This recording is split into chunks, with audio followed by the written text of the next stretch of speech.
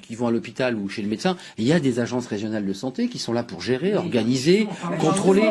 Excusez-moi, ça avait été, je sais pas, l'ARS, non, c'est budget primitif de l'ARS. D'abord, il y a plus de médecins dans les ARS ou des médecins qui ne font plus de soins, qui sont d'une spécialité très éloignée, donc que des managers. Budget primitif de l'ARS Île-de-France, 1 milliard d'euros. Moi, avec 1 milliard d'euros, je vous garantis qu'on peut en faire des choses. Et moi, j'ai besoin d'infirmières, d'aides-soignants dans mon service, de brancards pour les malades. J'ai pas besoin de directeurs, de sous-directeurs et d'ARS qui vont aller me mettre des indicateurs, des gens pour contrôler les indicateurs et mettre encore des indicateurs. Maintenant, c'est des chronomètres, parce que ces indicateurs, c'est des chronomètres. Concrètement, on nous chronomètre dans les urgences en disant comme le malade sur une pièce.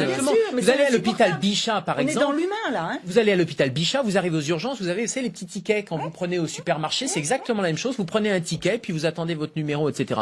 Ça, c'est tout sauf de la médecine humaine. Par contre, il y a des gens qui sont là pour aller analyser ces indicateurs, etc. Avec tout le respect que j'ai pour la santé publique, on a besoin de la santé publique, mais on a aussi besoin de la santé individuelle. Or, actuellement, cette santé individuelle, c'est extrêmement compliqué. On a l'impression qu'il y a une déconnexion entre la tête et les jambes. Ouais. Les jambes, nous, on court comme on peut, et c'est au sens physique du terme dans les services. Et moins de muscles, c'est des jambes qui ont moins de muscles. Et la tête qui nous sort des grandes théories, etc., sans avoir une direction précise. Parce que tensions quand même très fortes entre ceux qui vous dirigent. Il manque d'humain de la part de celles qui nous dirigent.